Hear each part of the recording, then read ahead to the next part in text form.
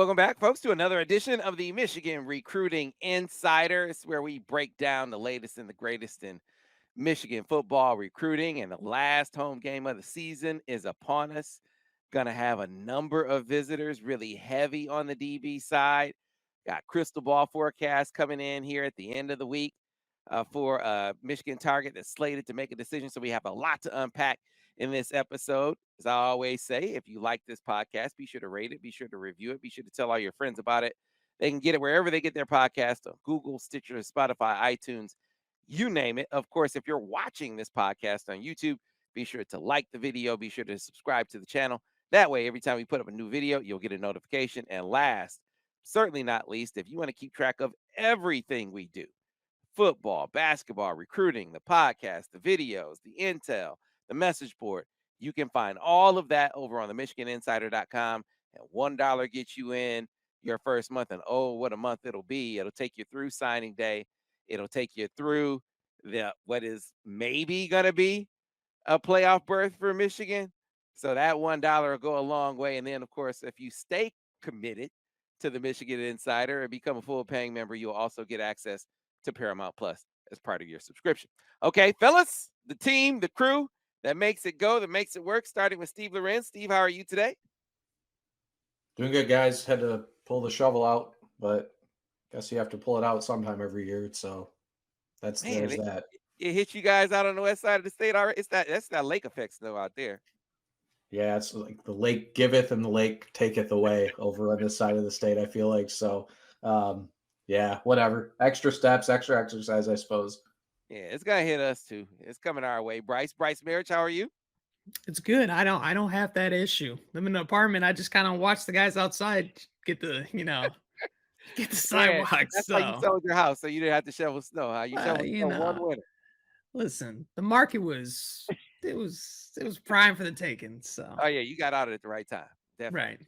All right. So as crystal balls go, there are some that are easy to make and some that might be a little harder. So I made the crystal ball after, kind of a long deliberation process. I made the crystal ball on Jaden Davis last week, feeling pretty good about that one. That one was a little harder. Nathan Efobi, not so hard. When I see the offensive lineman down there from Georgia, the Peach State, the Wolverines had him up a few months back on a visit, slated to come back on this visit in December, I think you reported, Brice. But when I see him tagging Brice Marich first on his announcement, kind of a little bit of a sort of a kind of a tell, at least to me, Brice. I know that's a guy you've been tracking for a while and a guy that Michigan is much higher on than the rankings are at this point. Well, I'm a favorable person, so I don't blame him, for tagging me and stuff like that. He heard about my jump shot and also my drive, so he knows I'm a touted individual. But besides the point, with Nathan Efobi, he's 6'4", I think 280 pounds, somewhat around there, from, like you said, the great state of Georgia, Sam. And this is a guy that Michigan kind of got on a little later than other guys. So someone on the message board asked, is this a mixture of, I guess, recruiting misses, or is this a guy that was kind of always high on their board? And I think it's a mixture of both. I think they missed on some guys, but obviously, like we said, they're always going to reevaluate the board and look at other guys, see some new film. And when you watch his junior film, what's really interesting about him is he's playing defense. And so a lot of colleges were wondering, okay, maybe he's a defensive lineman. And Michigan saw his potential on the offensive side of the ball, which he plays both ways for his high school. And everyone that I've talked to down in, Georgia, all my contacts down there, say even though he's super raw, his ceiling is extremely high. Probably one of the highest out of any prospects in the state. That's psycho. So again, Sharon Moore, the recruiter he is, offered back in June or July. They tried to get him up for the barbecue at the big house. That didn't happen. They followed that up, though, by getting him up for the Maryland game with his mom. And his mom has a pretty unique connection because she went to school with David Ojabo's mother. So there was always kind of an end there. And so Michigan's been chipping away. Other schools, like I think NC State at one point was really pushing at him. Miami, I know he took a visit there, was pushing at him. Penn State, a couple other schools. But Michigan, since they got that offer from Michigan, has always been the constant denominator in this recruitment. He told me, like you said, Sam, he's planning on taking an official visit in December. But then he also said that I want to make a final decision either in November, December. That's pretty evident now. He's going to make that decision tomorrow afternoon or whenever. And, I'm not saying he gave it away, but it's a good hunch when he tags someone like me or you or Steve in a, tweet. So I'm feeling good about my prediction. I put it in before I left for Hawaii and still feel really good there. Steve Wilfong joined in, definitely made some calls. I'm feeling pretty good about it as well. As far as his really, really athletic guy and a guy who can play up and down the offensive line, including centers. I was talking to people about him, trying to get a feel for what the comps are.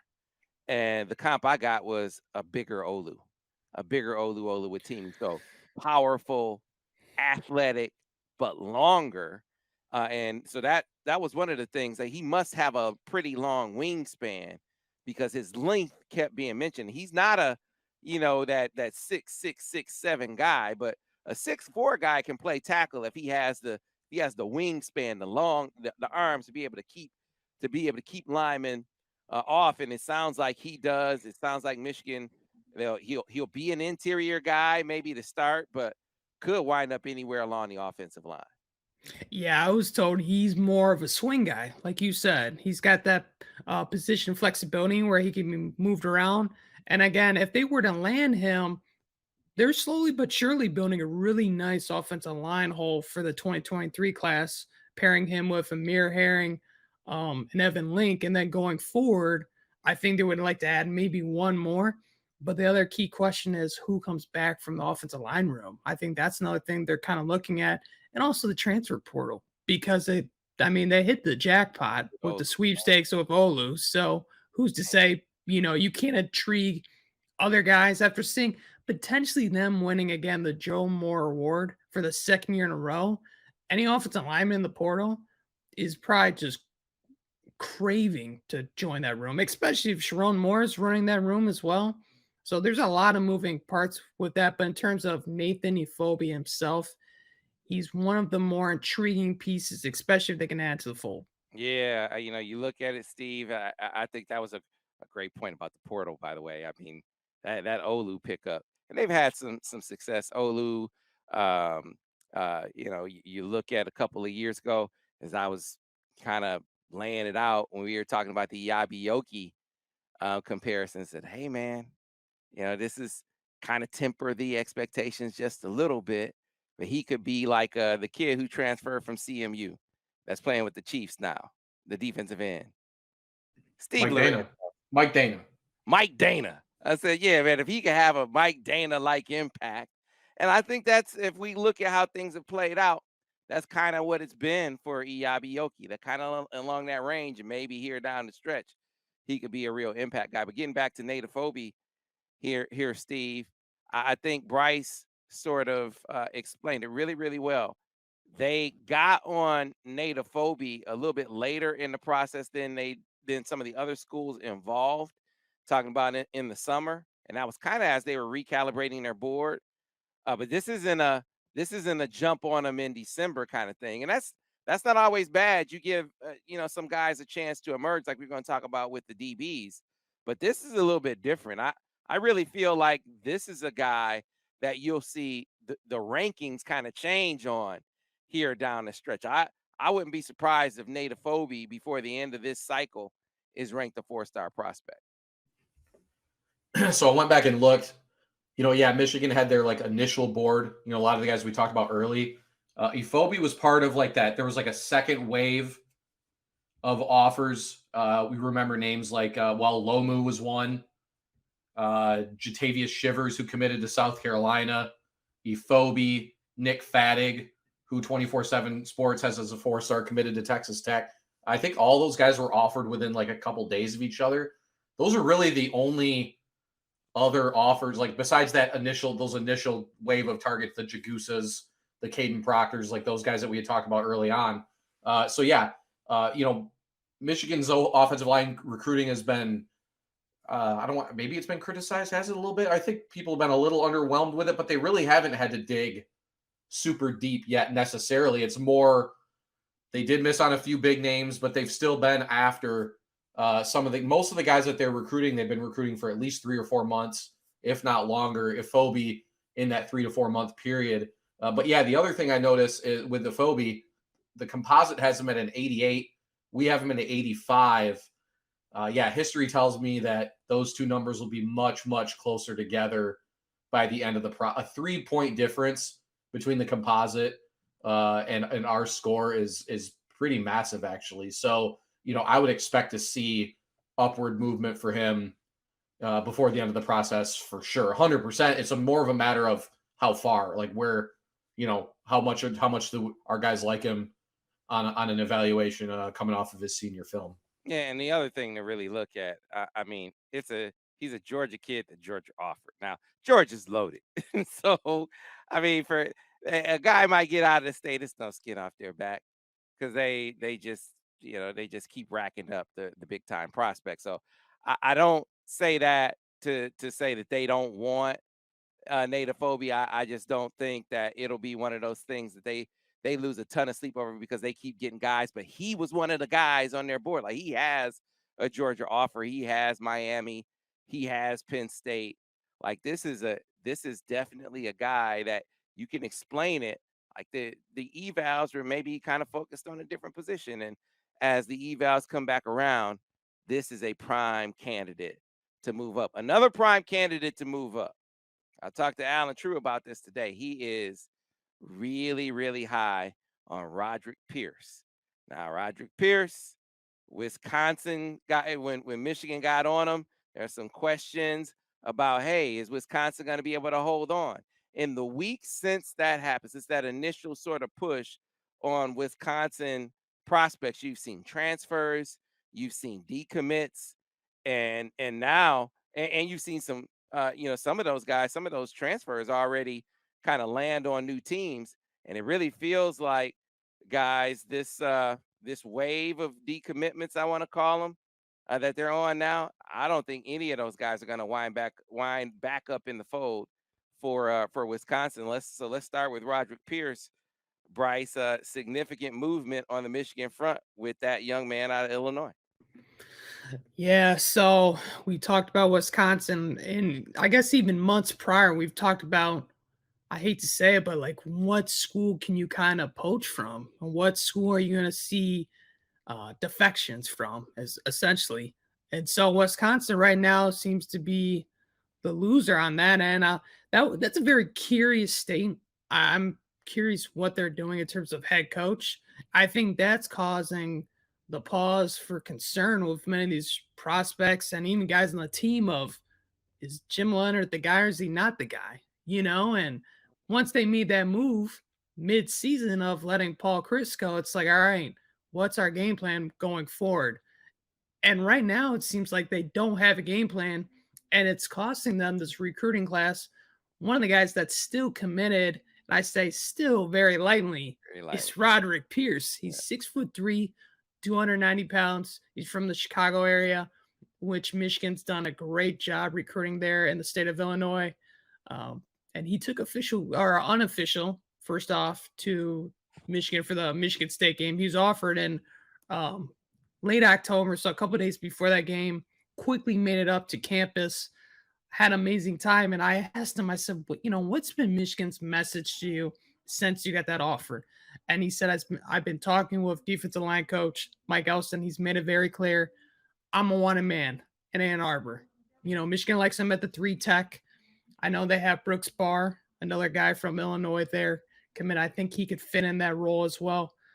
But, I mean, you watch Roderick Pierce, and we talked about evaluations.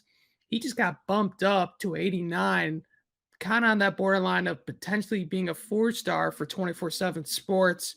And I know Alan True, our Midwest guy who does a great job here for 24/7 Sports, he's really high on him, and especially if you watch his senior film, you can see why he got that bump from us as well. So this is a guy that I think is on the verge potentially flipping to Michigan. This would now be his second trip to Ann Arbor. He's coming up this time for official visit.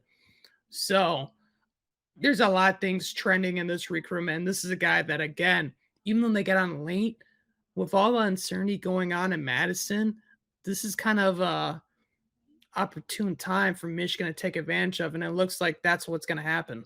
Yeah, I think we're at the point now where we need to be like, if Mike Elston's on him, that dude can, that because you can go back to looking at him in Notre Dame and they was taking like 3-star guys and they wind up being dudes, right?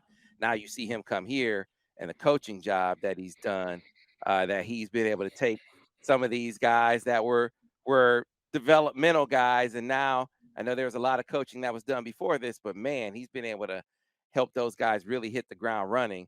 If he thinks Roderick Pierce is a guy, then he's a guy. But you watch his film.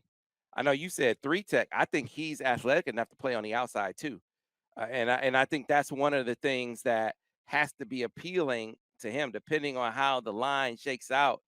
This is a chess piece that you can play him inside, but he's quick enough, and that's one of the things I like, Steve, is his get off on the outside. And Wisconsin, I know he's committed, but I just think I'm on the verge. This is one of them that I'm on the verge of a crystal ball on. I really think that getting him back on campus this soon is telling. And I think it's also telling that Wisconsin has not gone on Jim Leonhard. I wonder what you think on this, Steve, but if Jim Leonhard was going to be the guy, I think they would have said it by now, right? Why lose guys to the portal or leave yourself more susceptible to poaching? And why sacrifice an entire recruiting class if you think you have the guy right now? They must not be convinced that Jim Leonhard's the guy. Yeah, what the first signing period's in like just a little over a month, right? I mean, yeah, if you're gonna stick with him, now would be the time. Like, you're not gonna learn what are you gonna learn Right. if you're Wisconsin in the next 2 weeks? You're right. I mean, is there really that much Yeah. that you can learn? So the fact that they haven't stood behind him, and you see in it today. They had 2 decommits. One is Jamel Howard, who we'll be talking about in a minute, and they had a wide receiver decommit. What's ironic is when I asked around, Pierce was the guy that those around Wisconsin thought was the guy who would open it up next of any of their commitments. So that leads right into what you just said, Sam, where this feels like an inevitability to some extent, that A, he's at least going to open up his recruitment, and B, if he does, Michigan's got to be the school that's in best position to sort of take advantage. So, yeah, Wisconsin, if Leonhard's the guy, they're not doing themselves absolutely any favors in the way that they're handling it, and like I said, if the kids might be picking up on something here by getting out now, knowing that, there's not much, there's not a lot of, no vote of confidence, no conversations behind the scenes saying, hey, we're going to stick with Coach Leonhard, blah, blah, blah, that type of thing. So, yeah, very interesting. Also it leads back into the Braylon Allen stuff we talked about a little bit last week, right? What did I think he said, I'm here as long as Coach Leonhard is here, when he was asked about it directly. Right. So there's that too, is kind of an interesting little wrinkle when you talk about the portal and all that kind of stuff. So yeah, no, I think Pierce just got a huge bump too. I think Allen bumped him from an 85 to an 89, which is a massive 4 points is a huge bump. To me, that says he's a 4-star. I mean, a 4-point bump usually means like we probably could bump him up further, but we don't want to like go way overboard and move a guy from like an 85 to like a 91 or 92. But yeah, this would be huge for Michigan. And yeah, defensive line recruiting has maybe been the least of Michigan's concerns this cycle. If there's one spot that they really seem to have it, that looks like they're going to sign a really strong group of players, it's definitely up front. And hey, I mean, outside of quarterback, where we're not even convinced they're going to take one, I'd argue making sure you have a strong defensive line class might be the second most important thing you can do every cycle. So yeah, getting in on a sinking ship, so to speak, like Wisconsin is smart strategy for Michigan, and increases their stranglehold in the Chicago and in Illinois area too. I mean, that's another thing where it could be a nice little side benefit. Yeah, footprint recruiting definitely seems to be on an uptick right now. But you said, what can they find out? In the next month, they can find out who they can't get. They can find out who else says no. Because I said when they fired Chris, first guy I thought of was Lance Leipold at Kansas. The first name I mentioned. Nebraska is all on, but if you're Leipold, which school would you rather go to?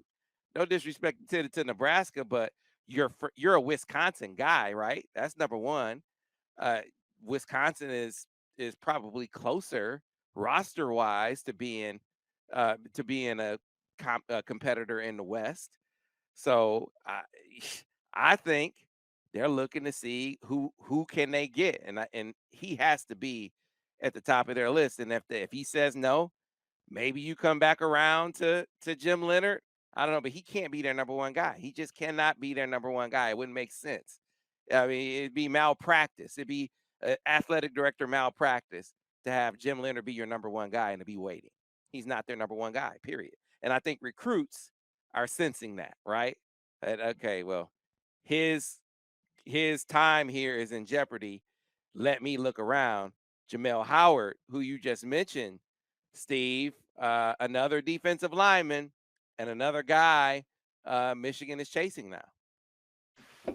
So I had to go look, and because I was convinced that I was correct, and I was. I went back and looked at what Georgia and Alabama have done on the defensive line over the last 5, 6, 7 cycles, and both programs really seem to have a premium. And this will kind of correlate with how they're ranked.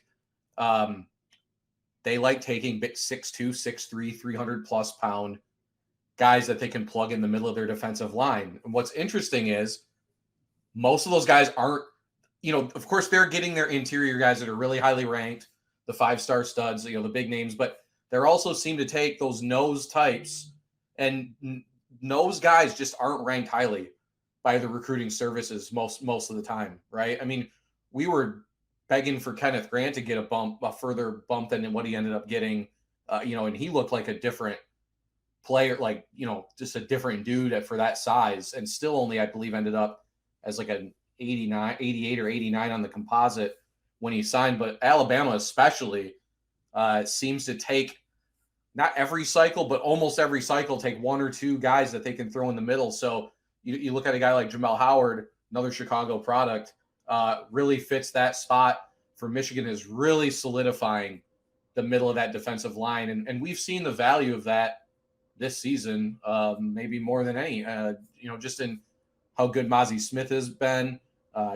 Chris Jenkins, not quite a no, just getting bigger on the interior has allowed Michigan to be one of the best run defenses, if not the best run defense in the country, and is letting their edges, be able to run free a little bit more often. So, yeah, Howard would be another big, literally big addition for Michigan, but also just really, thinking back of 18 and 19 when Michigan was running Carlo Kemp as basically their nose tackle, right? I mean, Carlo Kemp was a great player, captain, but that was just not a guy that you want. You're not going to have a number one run defense with a guy that size on your interior, and so Michigan's continuing to get bigger and bulkier up front, and Howard would be a nice complement to what they brought in last cycle for sure. Yeah, you mentioned Mozzie Smith, and asking Allen for a comp, he said kind of a smaller Mozzie, right? But he comes in with that 6'2", 300-pound frame right now, and that's kind of the difference. Chris Jenkins is the exception to the rule in that Chris was kind of a 245-pound guy who was able to build up. But his dad was, Chris Jenkins' dad was a big-time interior defensive lineman that was 315. You could see. I was going to say he had the big boy, the big boy DNA, right? That's he had the big guy DNA. Carlo didn't. Carlo was, when I went to see Carlo, he was playing linebacker, man. So it's that was a different proposition. But to get guys that are already big and can move, and you just got to get them, condition them, and especially if you have a rotation and a role. And so the difference here is Roderick Pierce, jack of all trades. You can move him up and down the line. This dude is a nose guard. He's a nose tackle. And you need to have some guys like that on your roster, and this would be another nice pickup. And then you put in a crystal ball, didn't you, Brice? I did. So again, this is a guy that also he's got a connection to Michigan. He comes from Marist High School, which might sound familiar to Michigan fans because they picked up again a late edition last cycle with Jimmy Rolder. Um, but yeah, I mean, Sam, you talk about fit, 6'2", 320 pounds, and I just watched his huddle for the first time today. It's at least senior film. His burst and first step off the ball, that's what you want. That's what you want at, the nose guard. Obviously they kind of had to shuffle their board a little after they lost Caden McDonald to Ohio State. But if you were to tell them you could get a guy, a late riser like this, a Jamel Howard, I think Mike Elston would be pretty happy. If you look at across the line of what they've done, if they are to land Jamel Howard and Trey Pierce, that defensive front and this whole all together is exceptionally well. It's deep, it's talented, and it has a lot of potential to where I would say it's one of the best defensive line classes in America for this cycle. I mean, you got a guy like, Etta, who's a freak. He had over 100 tackles this season. He's a two-way, two-sport athlete. He averaged a double-double in basketball. Then you got Collins Akapong from California, who's just, I mean, huge at 6'8", 260 pounds, and he's just scratching the surface of what he can do. Get a guy from France, Amir Kumba, who's got a 7-foot wingspan, and now you're adding beef and bulk in the inside from guys that, let's be real, Wisconsin has done a pretty good job of finding those 300 pounders in the interior of their defensive line.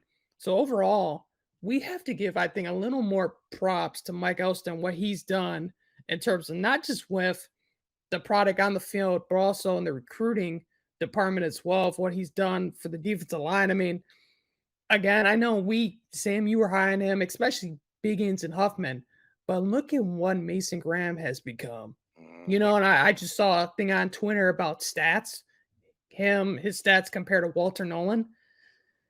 And it's pretty, comparable. And I think a lot of people, if you said, who would you prefer, Walter Nolan or Mason Graham at the time, would be a no-brainer. But then you watch them both play and you're like, this guy is pretty good. And again, he was another late find. I think that's when we're seeing with these two Wisconsin commits, or at least the one at the moment, of good senior seasons, a team in turmoil, and Michigan taking advantage. And that was the theme of last cycle. And now it's starting to carry over. And that's kind of what we've been, echoing these last few recruiting podcasts of that's what Michigan has to do, because so far the recruiting class has been up to par. But if they can land some of these guys and flip some of these guys, then, the narrative changes. Yeah, man, and they better be sending old Courtney Morgan royalty checks for for Mason Graham, man. That was a court fine right there, flipping him from Boise State, State, man. And still, I mean, you saw, and I talked to Vance about Mason because he was raving about him, and I remember when I first went to see him, the comparison I heard, because you always, you talk to Michigan guys, haven't watched film. What do you think? What are they saying? Rob Renas. No disrespect to Rob Renas. Super strong guy. Member of the '97 championship team. But when I saw Mason Graham, I was like, man, okay. So I understand why they say wrestler, strong, right? Nose, but this dude has he's taller, so he's longer and he's quicker.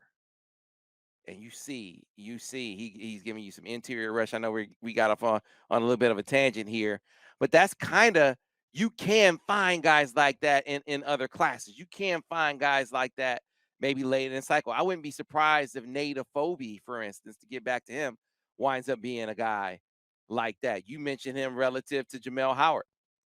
Maybe that could be the case. Maybe that could be the case. Time will tell. Those guys are when you talk about the projection, those guys aren't as much projects. Like, I think Roderick Pierce is, you can kind of see Roderick Pierce being a guy. He's going to be Nathan Efobi. I think you could project him as being a starter. Same thing for Jamel Howard. When you get over to the corner recruiting, there are some projections in this. So we don't sugarcoat. We shoot you the real.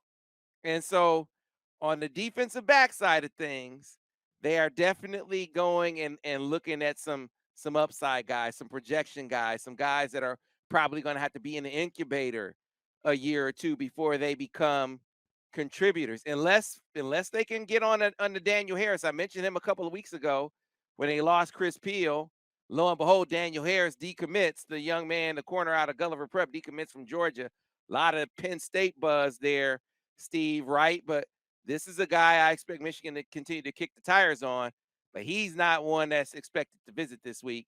There are a lot of other new guys in the fold that are expected to visit this week. This is going to be a big weekend for corner visitors and DB visitors. Yep. So yeah, Daniel Harris, somebody I think, we expect Michigan to go all out there, and they have a lot in their favor. That's what's such a mystery about defensive back recruiting is like Michigan has a lot in their favor at the position as far as a history of producing guys. There's probably an opportunity for playing time, I would think, right? I mean, at least having a legitimate opportunity to prove yourself to play year one, and not like, Daniel Harris decommits from Georgia, who has like 11 top 150 corners committed in this class, like just ridiculous. I almost don't blame him where it's like, I'd rather go somewhere else. Like maybe I could be the best of these guys, but I'd rather go somewhere I don't even need, I don't need to, put in that kind of effort or however you want to say it. But either way, Harris, a guy we expect him to throw the kitchen sink at. Jyaire Hill is supposed to be back again. Will he just choose the winner of the game? I don't know. So right. Let me pause real quick. So he's not one that I mentioned as a project. Okay. So he's like a real legit dude. Yeah. They would do cartwheels. I mean, that would make the rest of this class, in my opinion. If you told them they could get Jyaire Hill, of course you're waiting on Nick Harbor, but I think everything else would be gravy because he probably has been at the top of the corner board from the beginning, right? He's just about. I mean, they've been recruiting him forever. He just released a top 10. So that tells you we're I gotta be honest. I got to imagine in Schembechler them seeing him release a top 10 and thinking, geez, is this ever gonna, what is he gonna decide? And I believe he was recently seen wearing Michigan gloves and Illinois cleats in a game. I want to say somebody on the board there was a picture of him on social media. It was either Illinois gloves and Michigan cleats or the opposite. But either way, he's definitely having fun with the process, which is every kid's prerogative.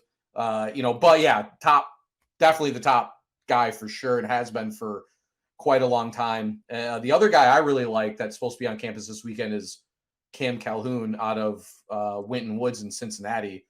He's a guy I don't think he would be a project type necessarily. I think he's a guy that can play, and I'll be honest. I mean, so Ohio State has his teammate Jermaine Matthews committed, who Matthews is higher ranked. Michigan actually offered him, I think, at the same time or just about the same time they offered Calhoun. I don't know why Ohio State didn't go in on both guys, to be honest. I think Calhoun could play at Ohio State too. So, those are the two big ones. I know a couple of the other guys that they've been looking at. There is Sean Russ out of Dunbar in Florida supposed to be on campus. That one's been kind of a mysterious recruitment a little bit as far as, he has a final three of Florida State, Louisville, and Michigan. I'm not convinced that Florida State is really aggressively pursuing him at this point. So is Michigan, I guess we probably will find out this weekend. And then DJ Waller, the other one, that's your project kind of guy. I think we were talking before we got on, hard to know what position even they're really kind of eyeing him at. He's a unique prospect. Michigan went through with the offer. There were some bigger schools that have been sniffing around, but I don't think he's reeled in some of the bigger offers yet. Another Ohio prospect. So, defensive back recruiting's got to, something's got to start. The ball's got to start rolling here a little bit here, or it's going to maybe be a little bit of a dire situation for Michigan in December, January in those months. Yeah, Jyaire Hill is so huge. I mean, I think the question boils down to: do you want to play big time football? Do you want to play big time football? I mean, Illinois, it was cute for a minute, right? That they were a contender for the Big Ten championship. But look, if they went out, they get the West, right? But they lost to a depleted Michigan State team. Then okay, well, bounce back against Purdue. They lost to Purdue. Now you got to come on the road against Michigan. I just don't be surprised if Iowa or Purdue wind up winning the Big Ten West. So it kind of tells you, you Michigan, meanwhile, is competing for it all. It's a bigger stage. I don't know if that's I don't know if that's a lure or a deterrent.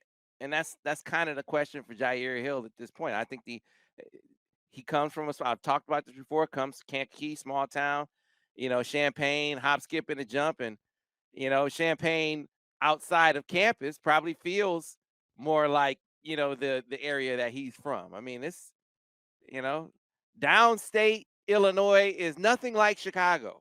I mean, I don't know. You guys have been. I don't know if a lot of listeners have been.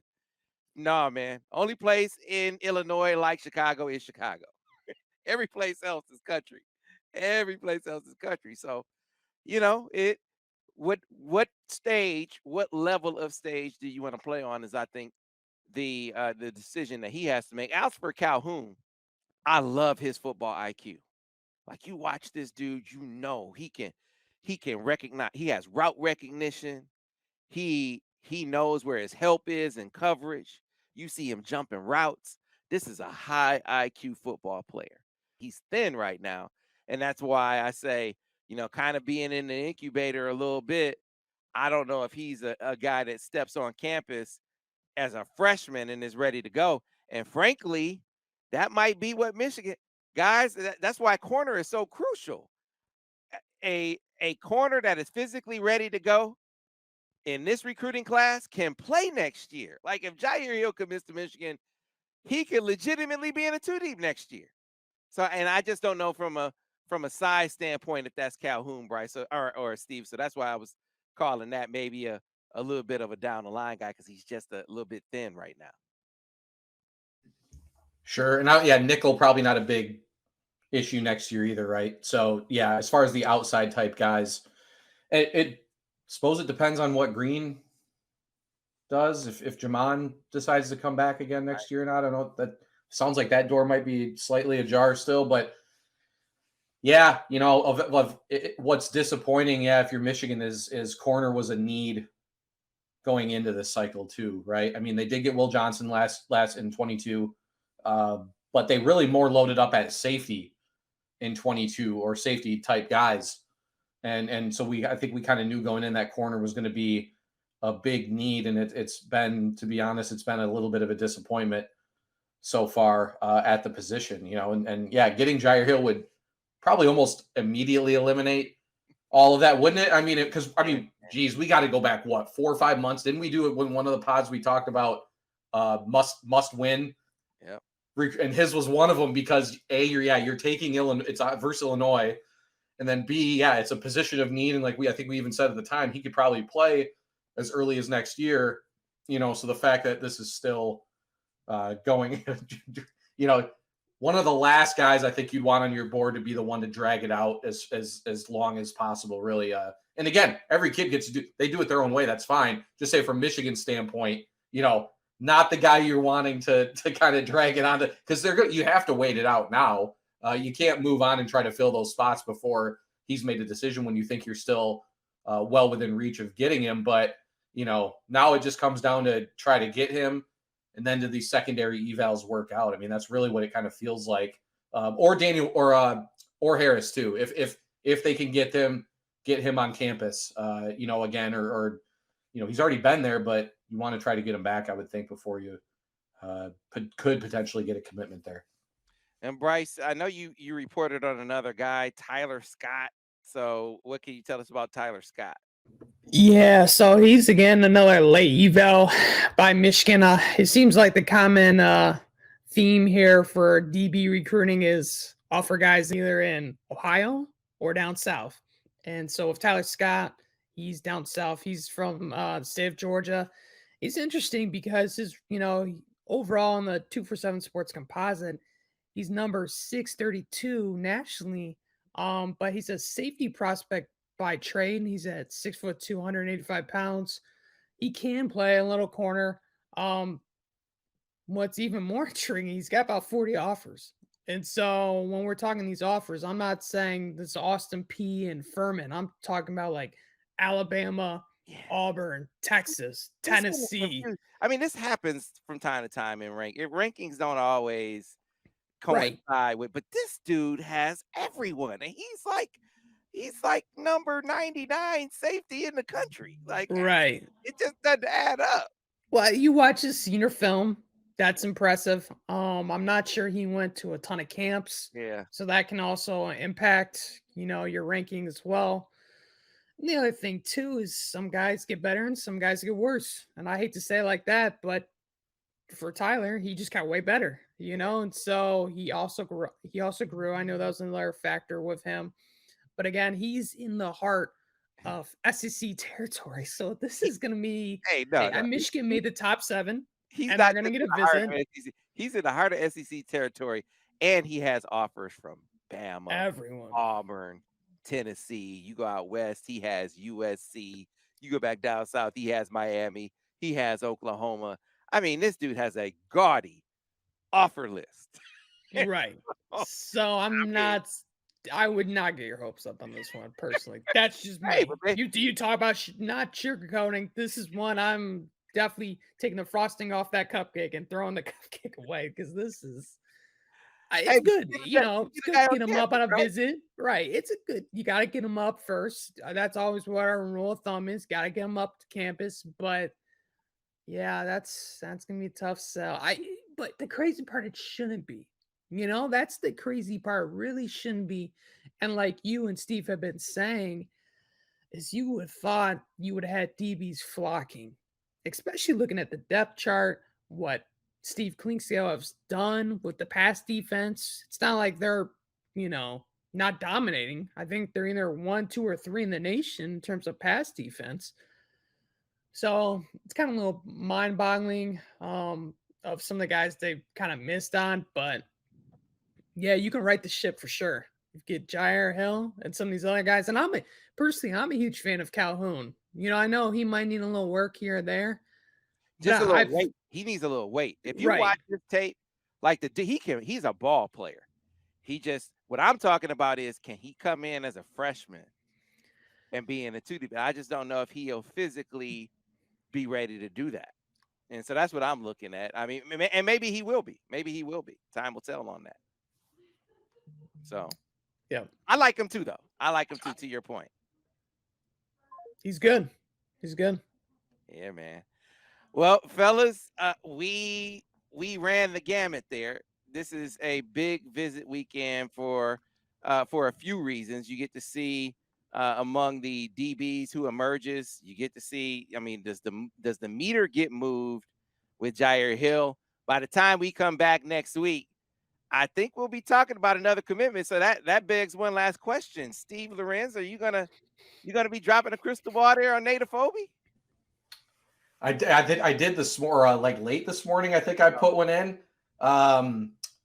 Also put one in for Jamel Howard, and I'm going to be putting a couple more in.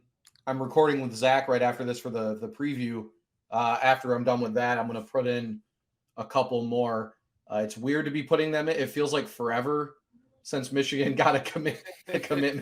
It's like, and yeah, by the way, props to Brice for getting the first mention on the Efobi tweet. Yeah, kind of a dead, not to say a dead giveaway, but yeah, I was like, okay, it looks like Michigan finally going to get another guy on board. So I think it's a pretty safe bet. I mean, as a kid, Michigan's made a priority for quite a while. And all of a sudden, I mean, yeah, you got Evan Link, who I think is maybe, even though he's a 4-star, is one of Michigan's most underrated still as like a low 4.